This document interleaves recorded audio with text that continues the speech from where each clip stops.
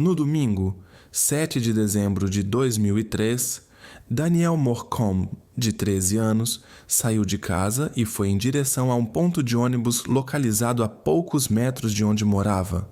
Ele pretendia pegar um ônibus até o Shopping Sunshine Plaza. Queria escolher presentes de Natal para a família e aproveitar para cortar o cabelo. Era um trajeto familiar que já havia feito diversas vezes, uma rota que conhecia de cor. O ônibus que ele esperava teve uma pane. Por volta das 14h10, ainda foi visto debaixo de um viaduto. Pouco depois, um ônibus substituto passou por ali, mas não parou. O motorista estava tentando recuperar o tempo perdido. Ele entrou em contato com a central, pedindo que enviassem outro ônibus. Quando já o próximo finalmente chegou, alguns minutos mais tarde, o ponto já estava vazio. Daniel não estava mais lá. Daniel James Morcombe nasceu junto com seu irmão gêmeo, Bradley, e o irmão mais velho, Dean. Os pais, Bruce e Denise, viviam com os filhos na cidade de Palm Woods, na ensolarada região costeira de Queensland.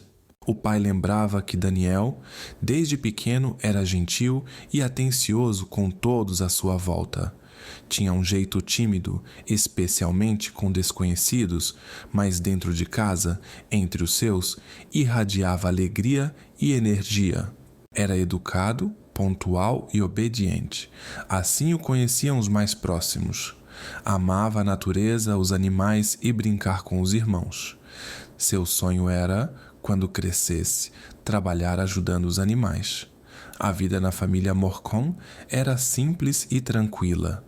Quando o relógio se aproximava das 16h15 e já começava a escurecer, a preocupação tomou conta da casa. Daniel já deveria ter voltado. Os pais perguntaram aos irmãos se tinham visto ele, mas ambos estavam ocupados com amigos naquele dia. Denise decidiu ir até o ponto de ônibus. No caminho, viu um guincho rebocando o ônibus quebrado. Daniel não estava por perto. Então, ela ligou para a empresa de transporte. Lá confirmaram que nenhum motorista havia pego alguém com a descrição dele. Pouco depois, por volta das 19h30, as autoridades foram acionadas. Já no dia seguinte, a imagem do adolescente apareceu nos noticiários. As buscas contaram não só com a polícia, cerca de 50 voluntários e helicópteros de resgate varreram a região, mas sem sucesso. Os irmãos lembraram como se arrependeram de não terem ido com ele. Ele tinha convidado, mas eles tinham outros planos. As buscas se intensificaram, verificavam até áreas alagadas e locais mais afastados. Mergulhadores foram mobilizados e voluntários exploraram campos e matas. Todos os recursos estavam sendo usados para entender o que havia acontecido com Daniel Morcombe. A população local se envolveu ativamente. A mobilização foi enorme. Depois, os pais e irmãos se juntaram a centenas de pessoas em uma vigília. Denise e Bruce passaram a querer aparecer frequentemente na mídia, pedindo apoio e mantendo viva a lembrança do filho. 2 semanas depois, chegou um dia particularmente difícil, 19 de dezembro, quando Daniel completaria 14 anos. Para tentar reconstruir os acontecimentos daquele dia, a polícia organizou uma reconstituição, na esperança de que algum motorista que passou por ali se lembrasse de algo importante. A última vez que Daniel Morcombe foi visto foi debaixo daquela mesma ponte na Costa do Sol, naquele domingo 7 de dezembro de 2003. A angústia dos pais só aumentava a cada dia. Só queremos que ele volte para casa, diziam. Já havia se passado 1 semana desde o último avistamento. A tensão crescia. Alguém certamente o viu. Ainda havia esperança. Todos queriam que Daniel voltasse. Estavam esperando por ele. Com o tempo, começaram a surgir testemunhas. Algumas diziam ter visto Daniel perto de um ponto de ônibus. Ele estava sozinho, entediado, desenhando com um graveto na terra para se distrair. Outras afirmavam que havia um homem ao lado dele, encostado na parede, Descreviam esse homem como abatido, com uma barba rala e uma tatuagem. Essa descrição apareceu diversas vezes. Por volta das 2:10 da tarde, Daniel já não estava mais no ponto. Pelos depoimentos, ficou claro que tudo aconteceu em cerca de 1 minuto e meio. Foi uma pausa tão curta, quase irreal, e ele sumiu. Para chamar a atenção, foram colocadas estátuas de barro no mesmo local. Uma representando o garoto e a outra um homem desconhecido visto ao lado dele. Isso gerou resposta imediata. Em poucos dias, mais de 300 mensagens foram recebidas. Pessoas relataram ter visto um carro branco suspeito circulando pelo bairro naquele dia. Em março de 2004, a central já havia recebido mais de 3.000 ligações, um recorde na história do serviço. A cada mês, novas ações eram realizadas para manter a memória viva. Mais de 50 gráficas se uniram para imprimir cerca de 2 milhões de panfletos com informações sobre Daniel. A imagem dele passou a aparecer até em embalagens de leite. Em outubro do mesmo ano, o número de relatos já ultrapassava 8.000. Foi anunciada uma recompensa de $250 mil, a maior já oferecida em Queensland. Chegou o ano de 2005, especialmente marcante para Bruce e Denise, pais de Daniel. O filho ainda não havia sido localizado, mas eles decidiram não desistir. Criaram a Fundação Daniel Morcombe. No começo, a ideia era atrair mais atenção para o caso, mas com o tempo, o projeto ganhou outra dimensão. A fundação passou a apoiar pais, professores e educadores, desenvolvendo materiais e programas voltados à segurança das crianças. Os meses viraram anos. Apesar de quase 10.000 pistas recebidas, Daniel ainda não havia sido encontrado. Sua imagem continuava a circular na imprensa ano após ano e a fundação seguia firme, garantindo que o nome dele jamais fosse esquecido. Mesmo assim, a investigação seguia com poucas respostas. Em certo momento, mais de 500 pessoas passaram a ser monitoradas, mas nenhuma das pistas levou a uma conclusão. Já era o 4º ano sem resultados. A família Morcombe, que continuava morando na mesma casa desde o desaparecimento do filho, ainda mantinha a esperança de um milagre, mas acabaram tendo que tomar uma decisão dolorosa: se mudar. O quarto de Daniel permanecia intacto, como naquele dia. Seus pertences nunca foram tocados. Os pais empacotaram tudo e deixaram o lar repleto de lembranças. Continuavam acreditando, seguiam cada pista, por mais distante que fosse.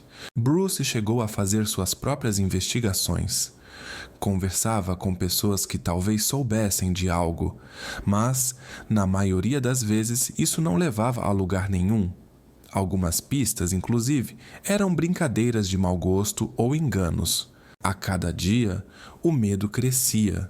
Parecia que tudo poderia terminar sem nenhuma explicação. Mas Bruce e Denise não pensavam em desistir. Logo foi decidido realizar uma nova audiência oficial para revisar a longa lista de suspeitos e possíveis testemunhas.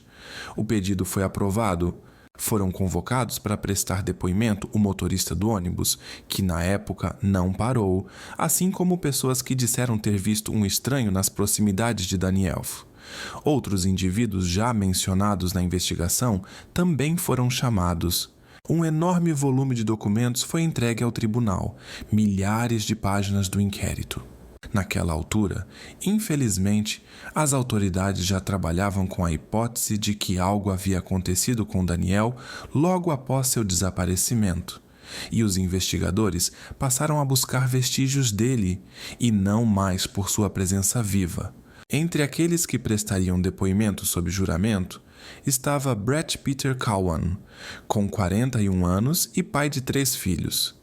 Ele já era bem conhecido pela polícia. Seu nome havia surgido desde os primeiros dias da investigação. Além disso, havia sido interrogado poucas semanas após o desaparecimento do garoto. Desde o início, os investigadores notaram falhas em seu álibi. O relato de Brett apresentava lacunas desde o começo. O senhor consegue se lembrar do que fazia no dia 7 de dezembro? Era um domingo. Eu estava cuidando do jardim, pela manhã e perto da hora do almoço, podando árvores, organizando o quintal. Ao meio-dia, liguei para o pai do meu chefe. Queria pegar com ele um triturador de galhos. Busquei depois da 1 da tarde, mais ou menos. Fui até lá, peguei rápido, levei uns 30, 45 minutos, por aí. Então o senhor saiu por volta da 1 e voltou entre 2:30 e 3 da tarde? Isso mesmo. O senhor viu alguém parado perto da estrada, próximo ao morro? Não, não vi ninguém. E quanto aos carros, notou algo fora do comum? Não, nada demais. Apesar disso, ainda restavam dúvidas sobre o horário exato. As testemunhas davam versões diferentes. Alguns diziam que ele voltou antes das 3, outros não tinham certeza.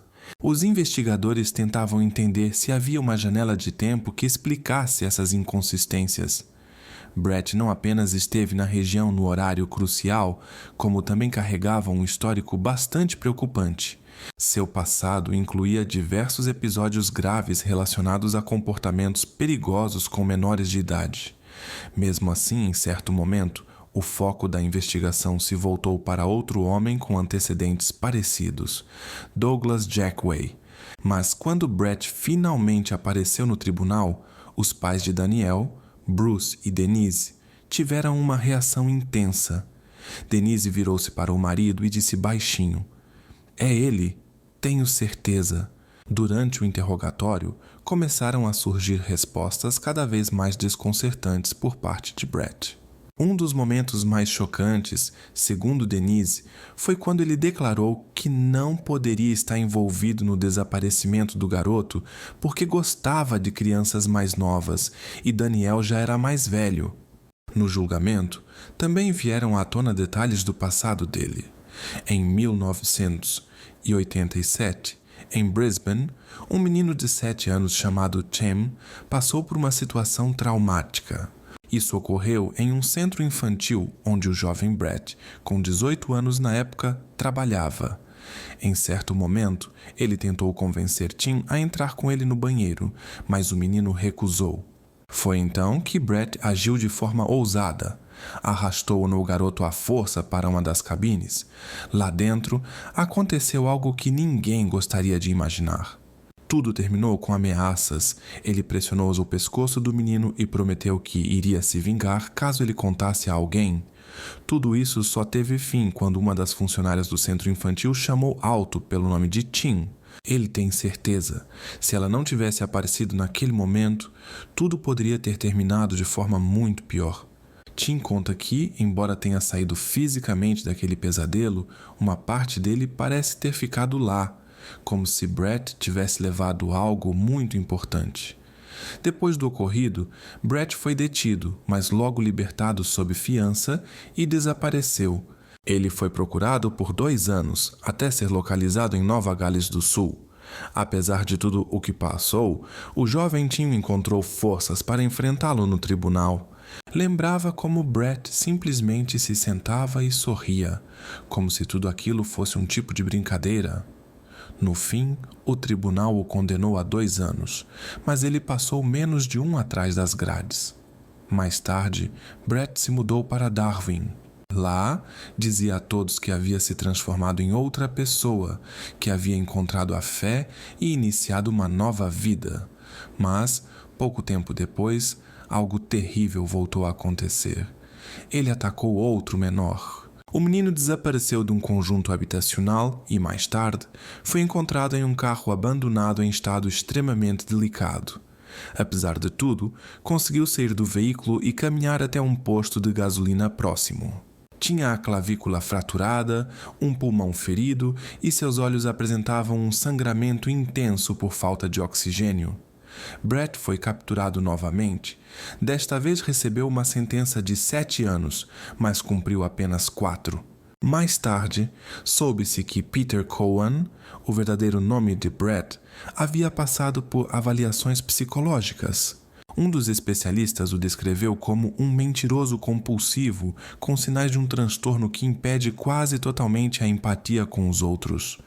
O que ele fazia com os menores deixava marcas profundas, não apenas físicas, mas também emocionais.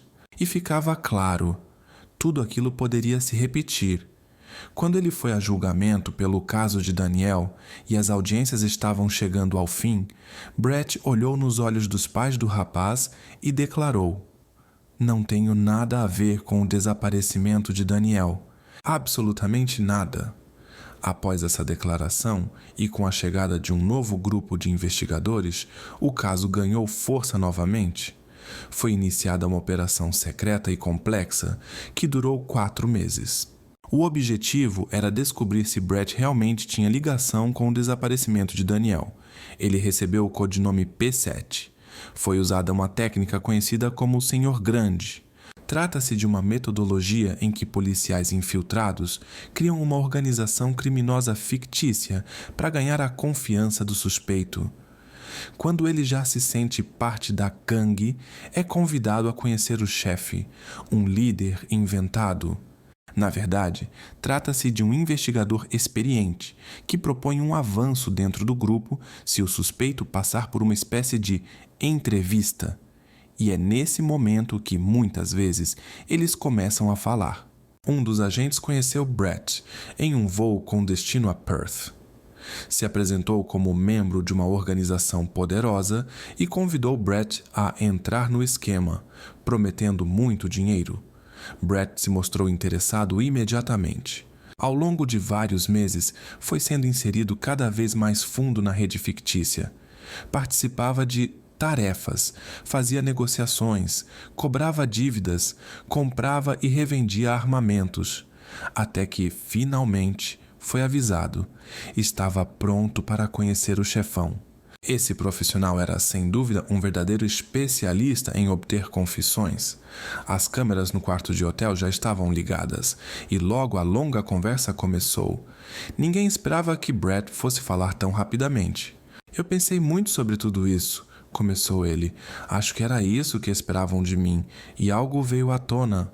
Precisamos conversar", acrescentou que tinha ido até lá por outros motivos. Mas naquela noite descobriu algo que o fez deixar tudo o resto de lado. "Disseram que você teve algo a ver com o caso do Daniel Morcombe, que foi você mesmo. Para ser sincero, isso não me assusta", disse ele. "Melissa, mas eu preciso saber como agir daqui para frente. Posso ajudar, posso providenciar um álibi, sumir com as coisas, mas preciso entender exatamente o que fazer. Você entende, né?" Ele perguntou se havia algum motivo para se preocupar com provas que pudessem incriminar. Tipo, vai que ficou alguma coisa como DNA por aí. E claro, o principal, ninguém tinha encontrado o próprio garoto até então. Isso também deixava o Brett intrigado. Eu vi ele quando voltava para casa. Tinha um ônibus parado, parecia ser da Sunbus. Aí foi que notei o Daniel. Sabendo que ele provavelmente não teria como sair dali, estacionei o carro um pouco adiante, contou ele.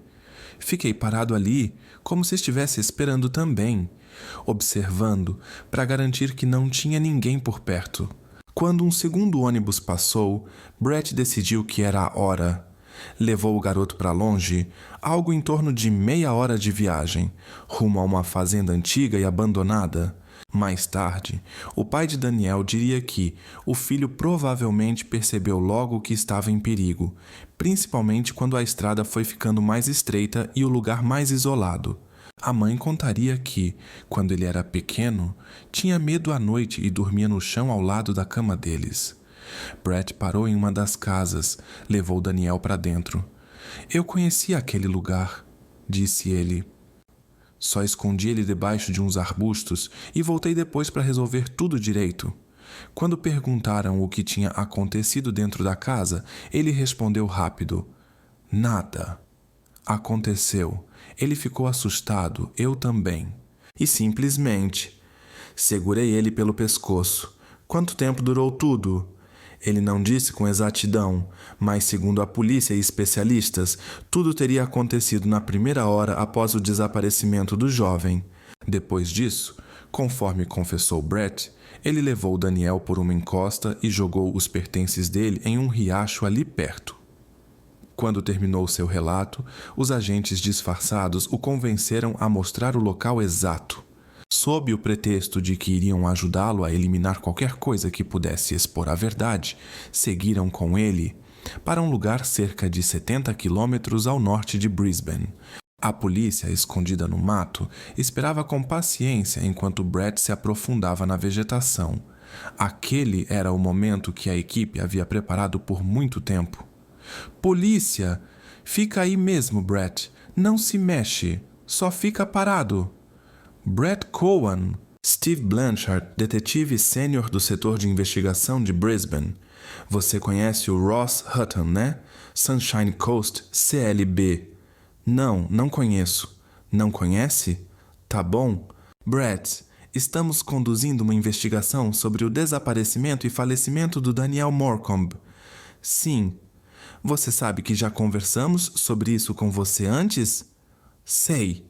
Preciso te avisar. Você não é obrigado a falar com a gente agora. Entendi. Você tem o direito de permanecer em silêncio, não precisa responder perguntas nem dar explicações.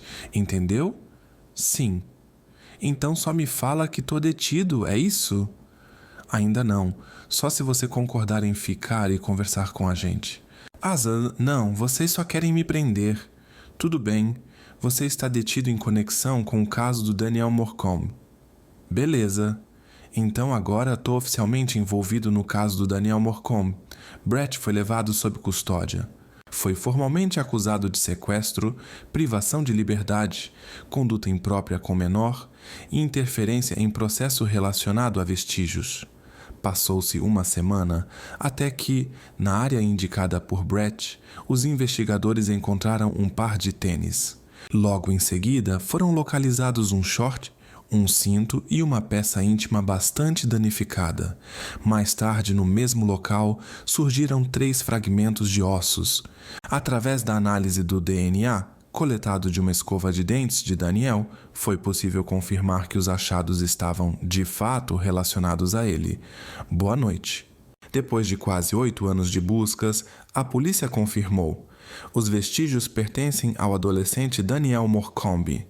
Os resultados da perícia nos 3 fragmentos de osso encontrados numa área de vegetação densa, próxima a Berrois, coincidiram com o perfil genético de Daniel.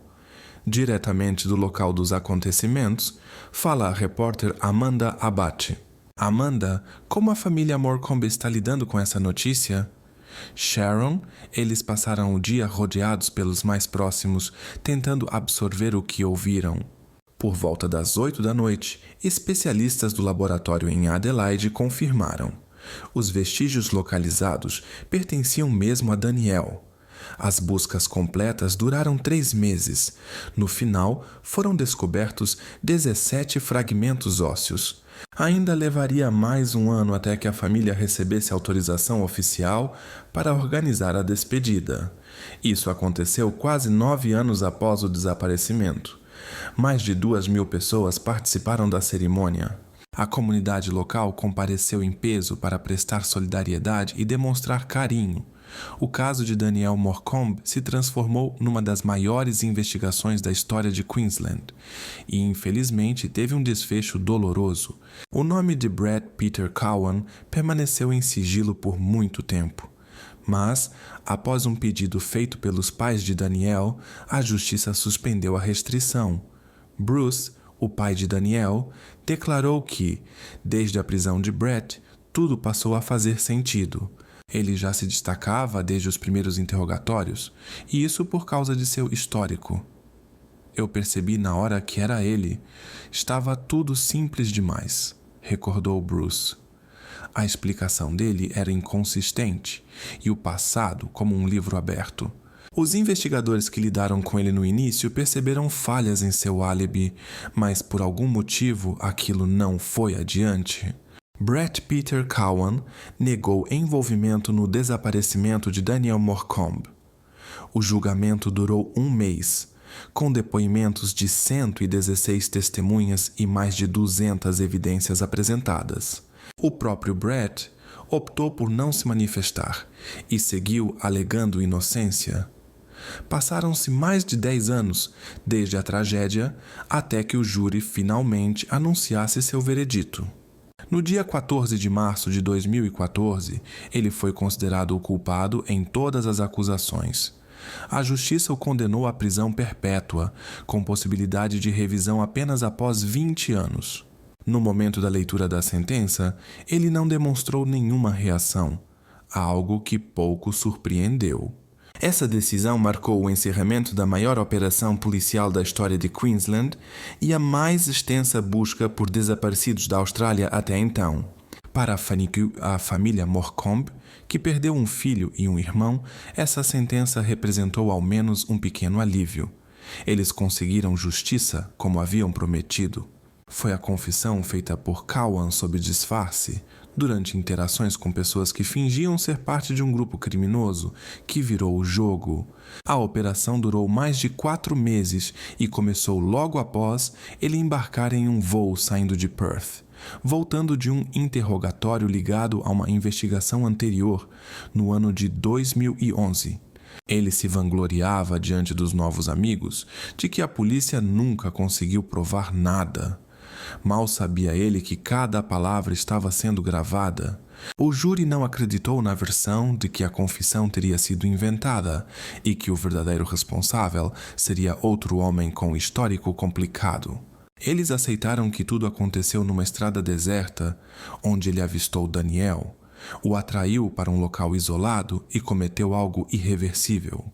Este veredicto é o resultado de um trabalho sem precedentes por parte dos investigadores.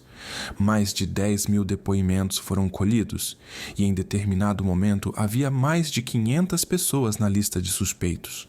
Desde o início, os familiares de Daniel foram a principal força motriz na busca pela verdade.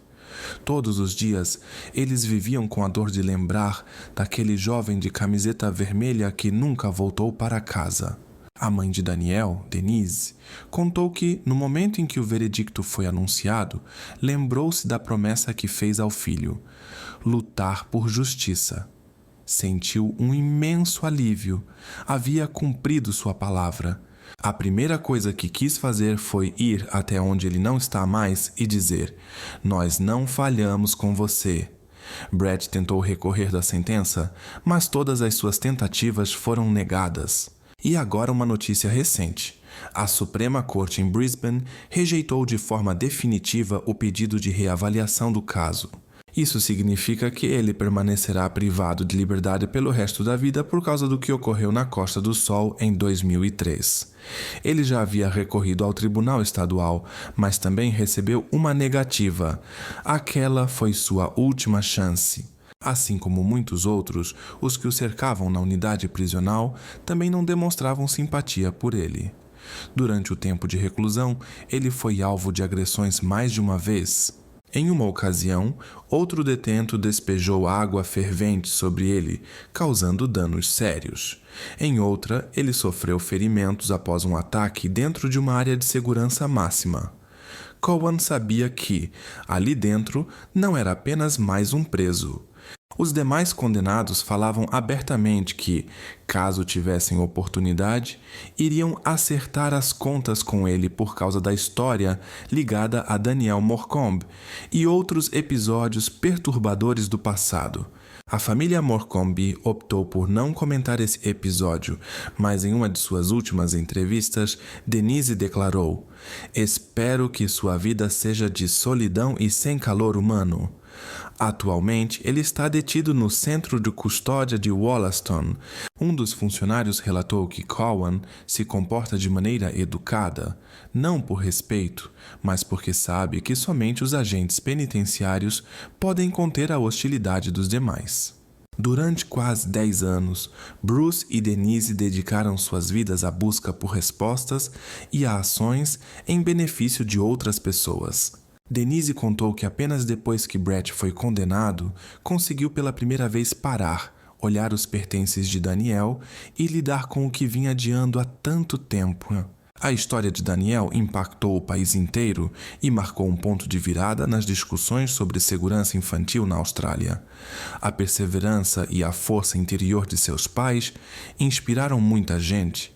O trabalho da Fundação Daniel Morcombe é realmente notável. Desde o início, sua missão tem sido retribuir à sociedade todo o apoio que a família recebeu desde o dia do desaparecimento de Daniel. Hoje, a Fundação é uma das organizações sem fins lucrativos mais conhecidas da Austrália na área de proteção de crianças. Todos os anos, milhares de pessoas em todo o país vestem vermelho, a cor que Daniel usava quando foi visto pela última vez, como parte do Dia Nacional de Ações pela Segurança Infantil. Ele ocorre na última sexta-feira de outubro e ficou conhecido como Dia de Daniel. É a maior data dedicada à proteção de crianças na Austrália.